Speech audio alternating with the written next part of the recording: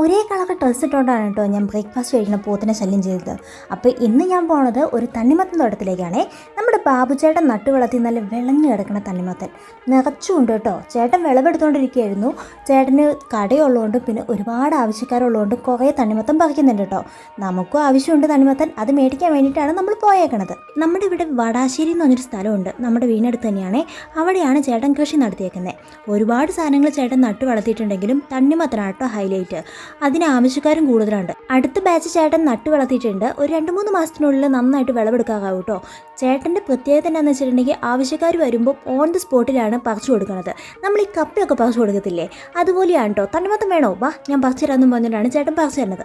അപ്പോൾ നമുക്ക് ആവശ്യമുള്ള തണ്ണിമത്തനൊക്കെ നമ്മൾ പറിച്ചിട്ടുണ്ട്. നമ്മുടെ ഹൗസ് ഫാമിംഗ് ആയിരുന്നേ. അപ്പോൾ ആ സമയത്ത് നമുക്ക് മുറിച്ചു കൊടുക്കാനായിട്ട് നമ്മൾ കുറച്ച് മേടിച്ചിട്ടുണ്ടായിരുന്നു. ഈ പാടത്തിൻ്റെ സൈഡിലായിട്ടൊരു തോടുണ്ട്, അതിൽ കൂടിയാണ് ചേട്ടൻ സാധനം താഴ്ത്തെത്തിക്കണത്. അതിൽ ഒഴുക്കി വിടും. ചേട്ടന് എണ്ണയാണ് വിടുന്നത്. ഇടയ്ക്കൊന്നും നമുക്ക് എടുത്തുകൊണ്ടൊന്നും ഓടാൻ പറ്റത്തില്ലേ. അപ്പോൾ ചേട്ടൻ താഴ്ത്തു വന്നു കഴിഞ്ഞിട്ട് അത് പിടിച്ചെടുക്കും. ഇതിന് നല്ല വെയിറ്റ് ആയതുകൊണ്ടാണ് കേട്ടോ അങ്ങനെ ചെയ്യണത്. നല്ല വെള്ളം ഉണ്ടെങ്കിൽ അവിടെ ഇവിടെ തട്ടും മുട്ടൊന്നും ചെയ്യാണ്ട് സാധനം എത്തും. ഇത് കണ്ടോ, 5 കിലോയാണ് കേട്ടോ ഈ ഒരു തണ്ണിമത്തൻ. കാണുമ്പോൾ കുഞ്ഞിനാന്ന് തോന്നുമെങ്കിലും നല്ല ജ്യൂസി ആയിട്ടുള്ള സാധനമാണേ.